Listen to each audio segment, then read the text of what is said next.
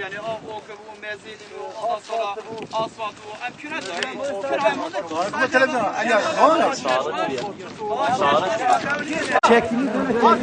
Tamam.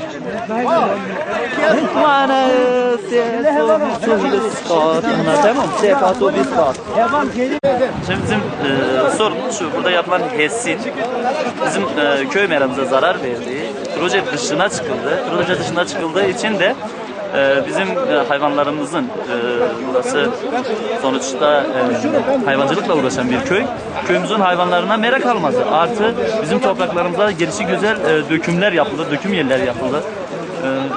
Yani bizim sorunlarımız, bizim bölge köyümüzdeki sorunları gidermeye çalışmak için bunları yapıyoruz. Burada gençler özellikle ön plandadır. Gençler ön planda olduğu için de bunun çözülmesini istiyoruz. Bir ara evvel çözülmesini istiyoruz. Çünkü gençleri bir yere kadar insan şey yapabilir, engelleyebilir. Ondan sonra da burada bir tatsız bir olay olmasını kesinlikle istemiyoruz. Onun için de yetkililerin sorunumuza çözüm bulmasını istiyoruz.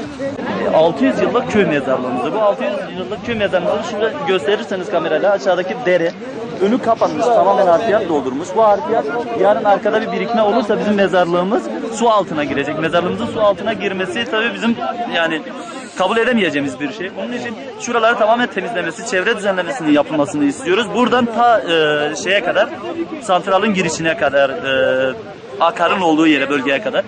Bir de özellikle mezarlarımıza, buraları düzeltip mezarlarımızın su altında kalmamasını istiyoruz.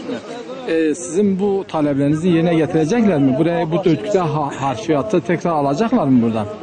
Bizim hiçbir talebimizi yerine getirmiyorlar tabii. Artı bize işte güvenlik güçleriyle size müdahale edeceğiz. Sizi güvenlik güçleriyle burada uzaklaştıracağız. Kim bunu söylüyor? Şantiyedeki yetkililer.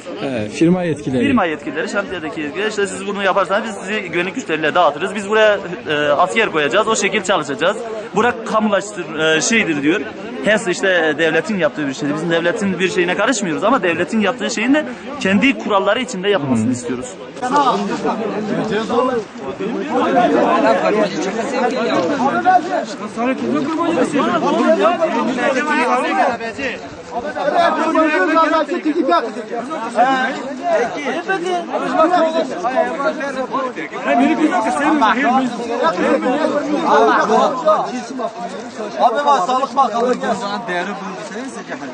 Bir kez sesimizi duysun diye biz bunları söylüyoruz. Bu arkadaşlar burada, bu adam buradan gitmeyene kadar biz buradan gitmeyeceğiz. Artık firma sahibi sizi içeri atacağım. Firma sahibi dün bizi tehdit etti. Evet. Tehdit anlamında ne dedi?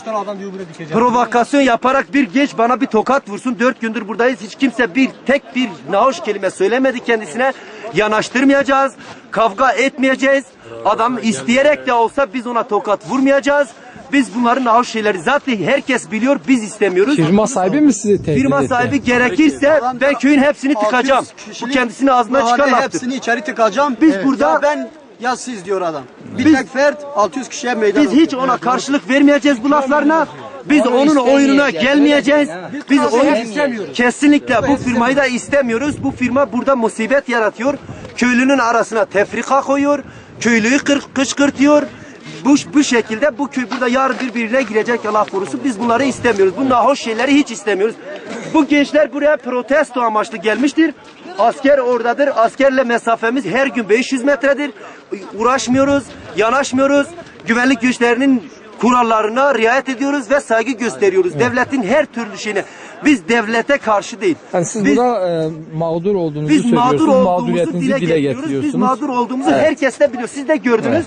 Tüm Türkiye'de bunu görecektir. Evet. Bu adamı biz bu şekilde biz kesinlikle HES barajına karşıyız. Evet. Türkiye hepsi karşı olduğu gibi biz de burada karşıyız. Evet. Tamam. Burada amacımız taşkınlık, birine bir şey yapmak yoktur. Biz yapmayacağız. Evet. Teşekkür ederim. Evet.